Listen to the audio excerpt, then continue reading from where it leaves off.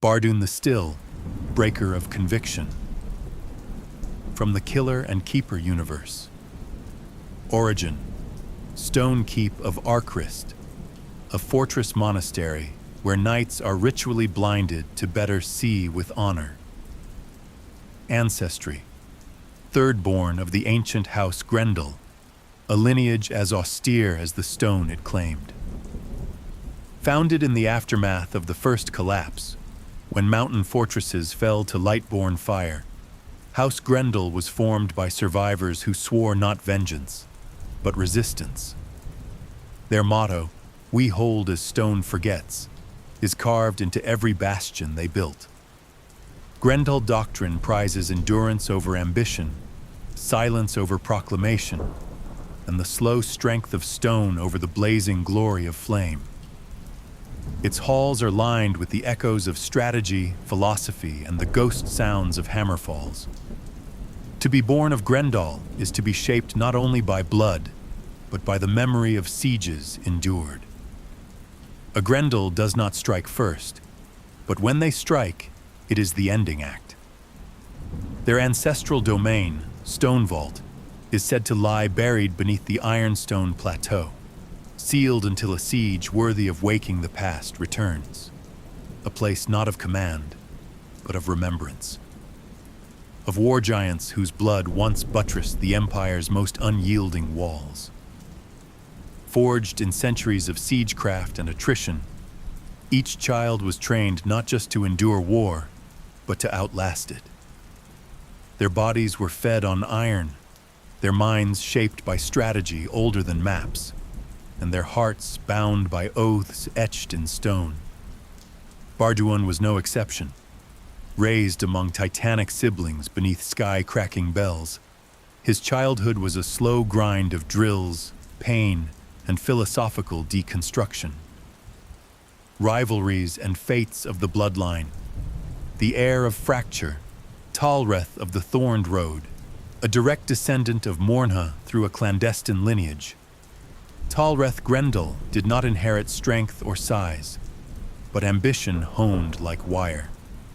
Known as the Heir of Fracture, he styles himself not a warrior, but a reclaimer.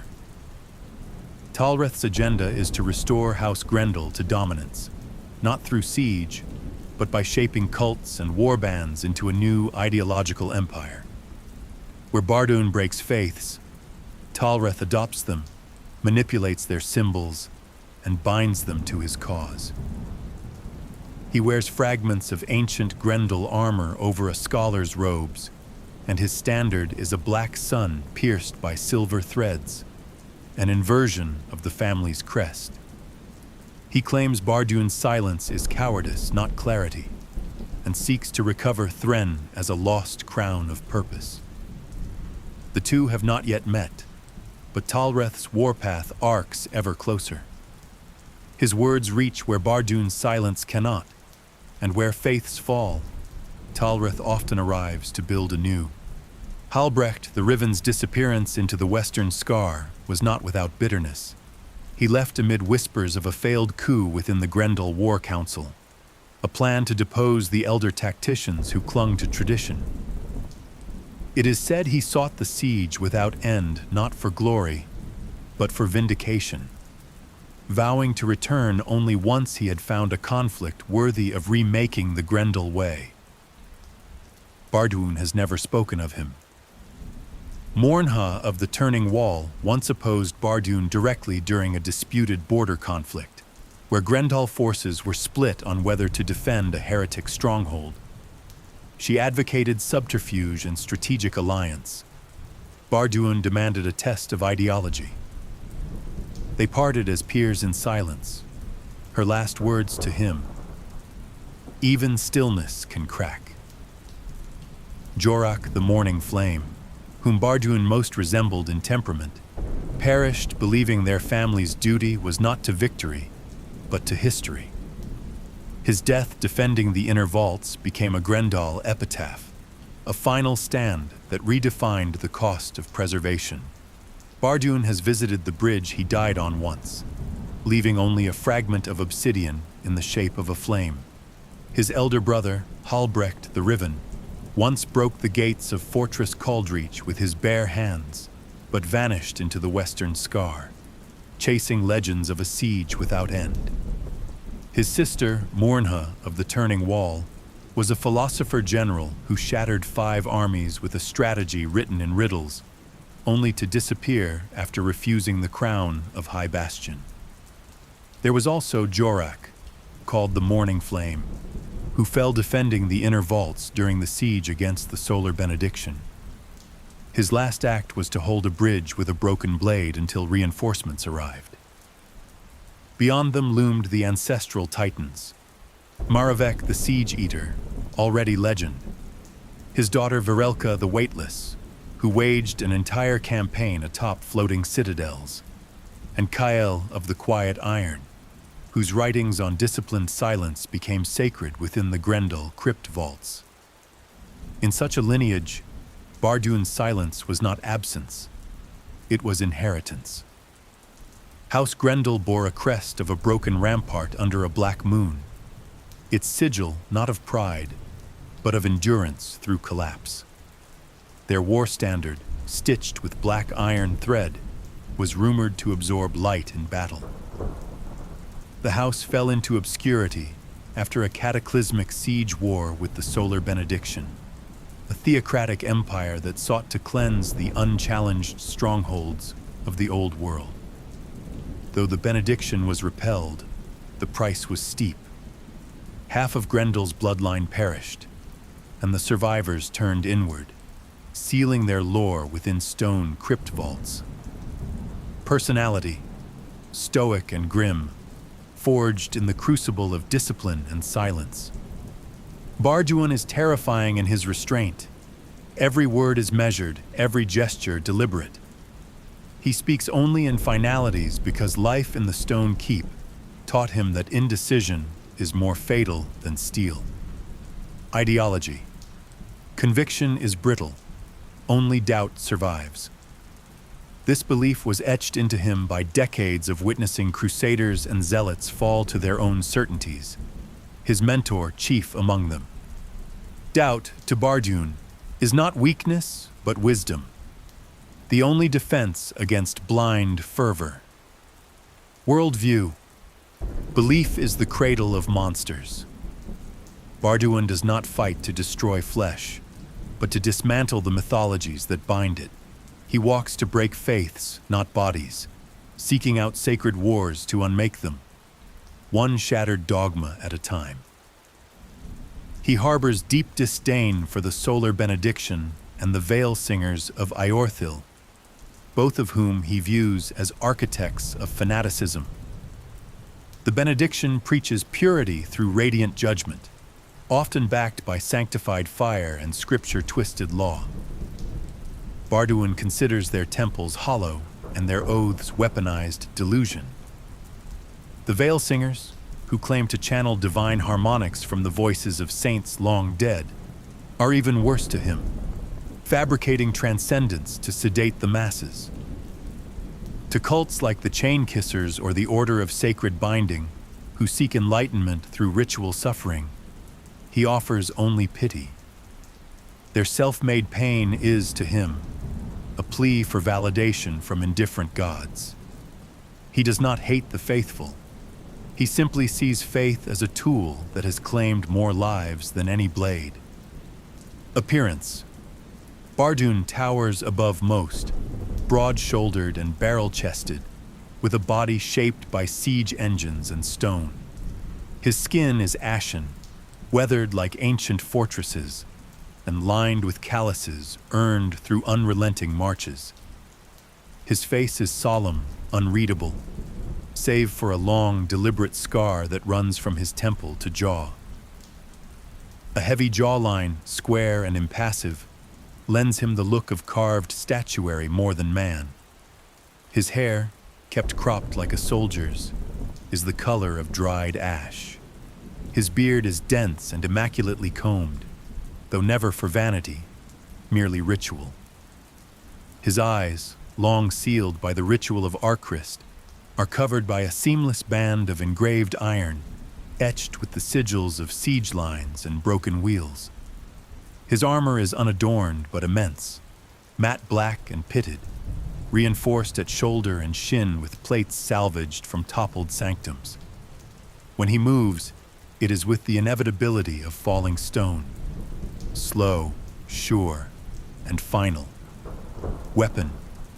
Thren, a massive warhammer forged in silence.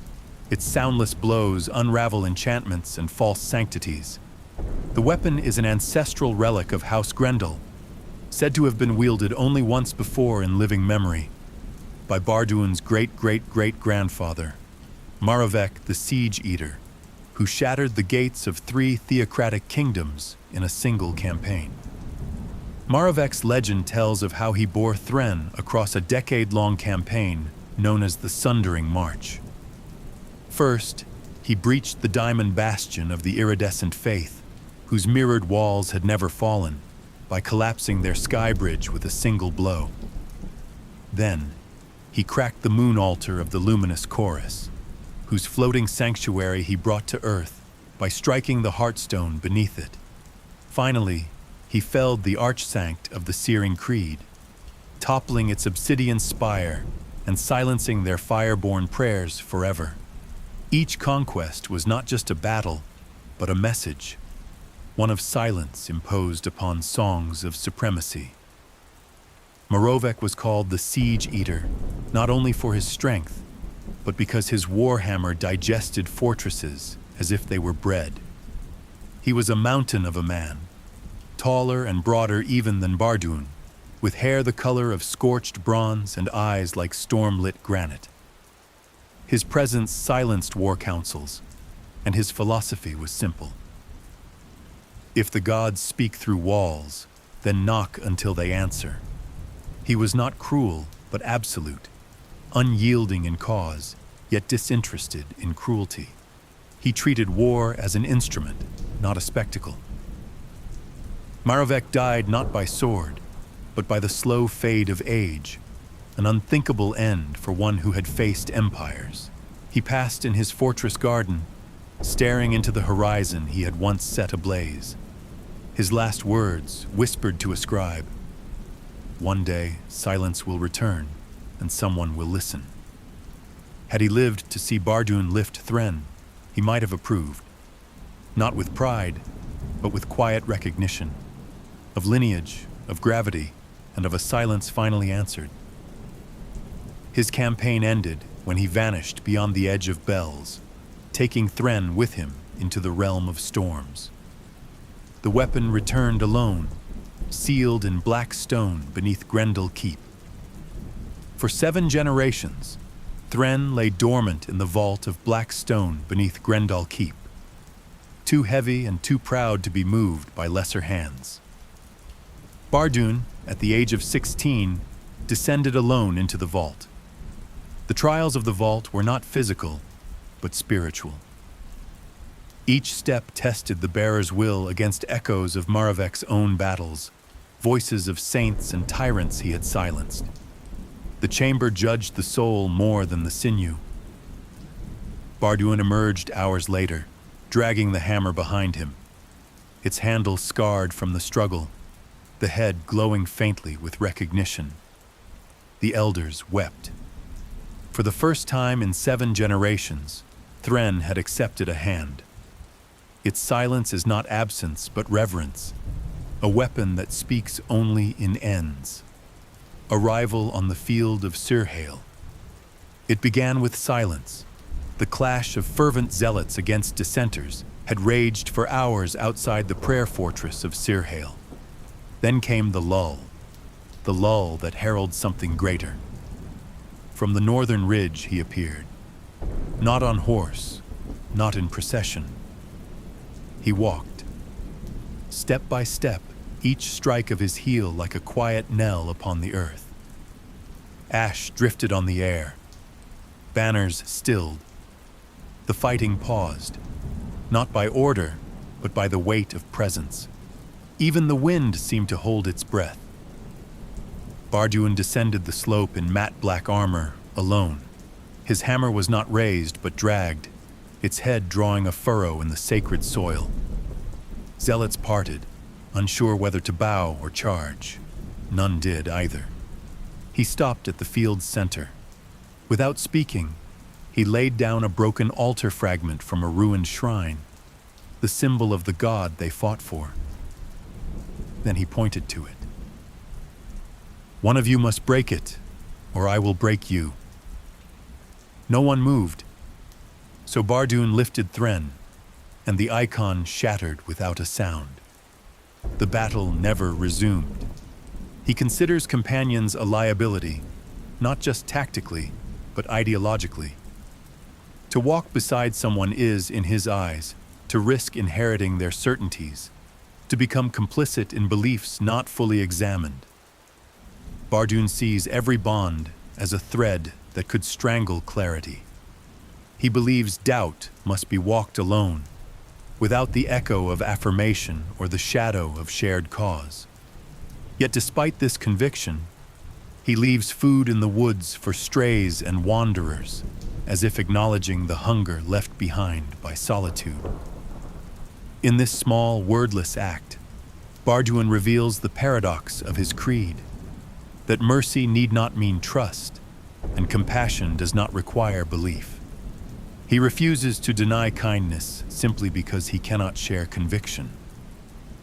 Her name was Marath Solbar, once called the Lioness of the East Bastion. She was a giant like Barduun, but where he was stone, she was flame, tall and golden-haired, with eyes like sunsteel and a voice that could shake banners from walls. Before the breaking point, she was everything Barduun was not: charismatic, eloquent, a force of certainty in a world of ambiguity. Where Barduun stood in silence, she preached in thunder. She taught him not only the sword, but the art of interpretation, how to read the wind before a siege, the doubt in a soldier's posture, the turn in a council's rhetoric.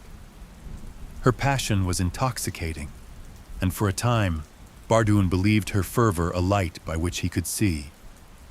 She called him her shadow, silent but constant. Their campaigns together became legend: the siege of Elther's Gate, where she rallied starving defenders with a single speech; the night march through the mire of crows, where Barduun carried her when her leg was broken and she commanded from his back; the trial at Shardfall, where she debated a god-bound oracle for 3 days until the mountain itself collapsed. They moved like prophecy and its echo. But her fervor had begun during the siege of Tahlreth, when a blinding vision in the cathedral's depths convinced her she had been chosen by the divine to carry out sacred retribution. She stood in the nave as shafts of unnatural light pierced through the dome, her eyes dilating until only the gold remained, her voice echoing in tongues lost to history.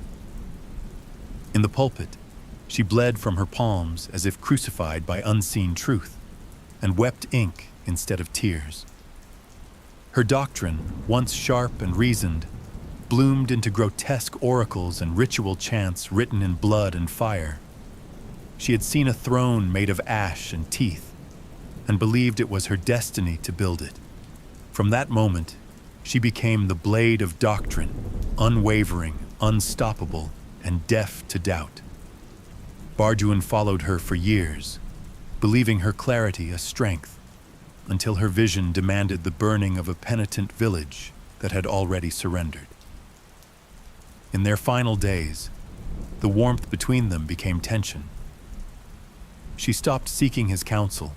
He stopped following her gaze. When she ordered the burning, he stood beside her in silence, and then stepped between her and the pyre. Her eyes held no recognition, only betrayal. Their final exchange was wordless, as it had always been. When she fell, it was into his arms, not his wrath. He killed her not out of hatred, but mercy, for her and for what she might destroy. He has not put down his hammer since. Her loss carved silence into his every act. He no longer speaks unless truth demands it. He no longer dreams, save for her voice, fading like bells into dusk. Where once he questioned faith, now he questions the self, his role, his judgment, and the weight of righteous mercy.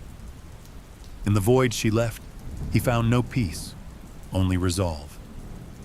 Every duel he accepts, every shrine he breaks, is not a vengeance, but a vigil.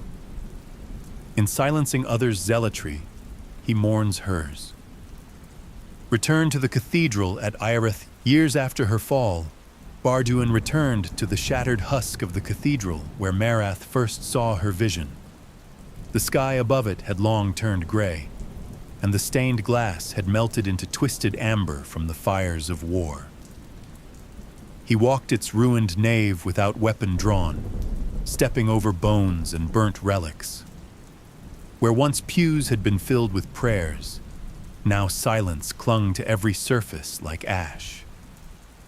He found the stone dais where she had knelt, the place where the divine light had seared her path into certainty. Barduin sat there for hours, unmoving. He did not weep. He simply listened. Not for God or ghost, but for the echo of a choice made in fire. Before leaving, he placed a single token, her sigil, a lion carved in obsidian, cracked clean through the heart. Then he struck the base of the dais with Thren, leaving it whole, but fractured, a seam running through its center. A monument not of destruction, but of doubt.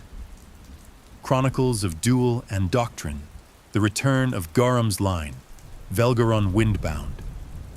From the heights of the stormward host comes Velgaron, son of Garam the skybound, who once fell to Barduin's silence. Velgaron has vowed to reclaim his father's honor, not through brute strength alone, but by proving that conviction born of the wind can weather even the weight of stone. Cloaked in robes that swirl with bound storm runes and wielding a crescent blade of Aerolith, Velgaron sends a challenger in his name, a disciple named Sevrith Gale-Touched.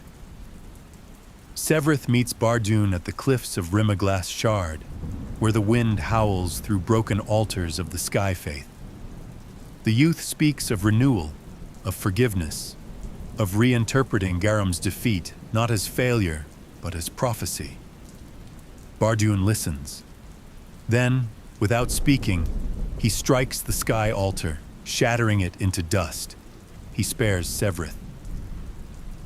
Tell him, Barduin finally says, winds may dance, but stone remembers.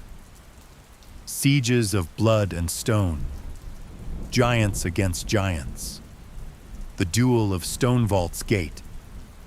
In his youth, Barduin stood against Garam the Skybound, a highland giant from the fractured peaks of the stormward host.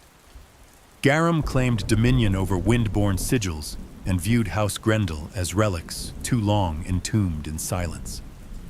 Their duel at Stonevault's threshold split the mountain path, Thren clashing with a wind axe forged of cloud glass. When Garam struck and the mountain wept, Barduin answered with silence. One blow sent Garam sprawling through ancient banners. No death, only defeat. The stormward never returned. The siege of Kaelor's teeth. During the final campaign of Grendhal's southern front, Barduin led a sortie into the spired redoubts of the iron-toothed giants, whose code of combat prized endless battle. There he faced Voran the iron-skinned, whose body was riveted with iron prayers.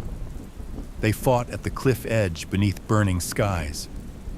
Barduin disarmed Voran and could have ended him, but instead broke the war bell they both stood upon, symbolizing the futility of their cause.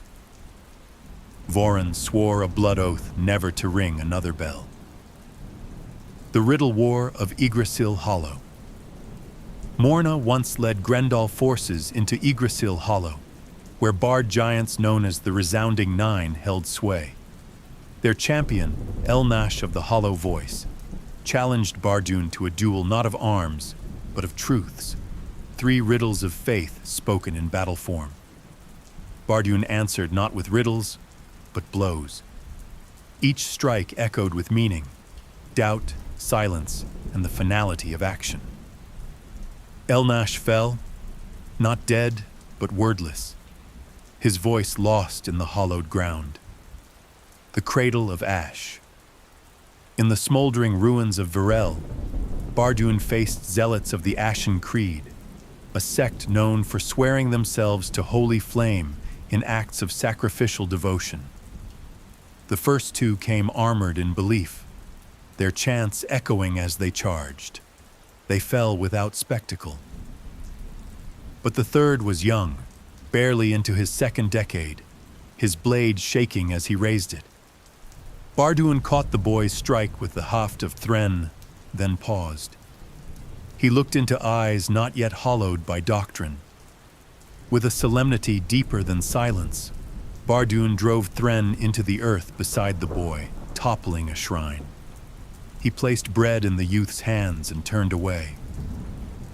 "You will burn soon enough," he said, not as threat, but lament. The boy fled into the gray. The night he trembled. In the valley of echoing graves, Barduun confronted a war priest who invoked Marath Solbar's name as a divine martyr. The battlefield was ringed with flaming effigies, and the cult chanted her deeds with fervent joy. Barduun met the priest at the center of a burning circle. The duel was brutal. Steel upon steel, a clash of memory and conviction. When Barduun disarmed the priest and stood over him, he hesitated. In the war priest's face, he saw Marath. Not her features, but her fervor, the light that once led him, now warped and weaponized. His arms trembled. Thren did not fall. For the first time in years, Barduun sank to his knees. The priest, expecting death, fled in terror. Barduun remained, breathing hard as the chants around him died. He buried Thren in the ash beside him and did not move until dawn. The drowning flame at Kar Vareth. Barduun confronted Sister Lumestra, a fire preacher of the Ember Choir, who baptized her acolytes in flame to purge doubt. They met atop a pyre hill ringed in living fire. Lumestra conjured fire wardens of pure flame. Barduun walked through them. Thren struck her brazier staff in silence. It shattered, and with it, the sigils binding her spells. The hill burned low, the choir scattered. Lumestra, scorched and weeping, whispered, "What god do you serve?" Barduun replied, "The silence between prayers." The 12 masks of Avonshade. In a city where zealots wore shifting holy masks to assume divine authority, Barduun entered the sanctum of the Council of 12. One by one, he dueled them, not with fury, but patience. Each mask bore a different dogma. Each time one fell, Barduun laid the shattered piece before the others. By the 6th duel, none rose.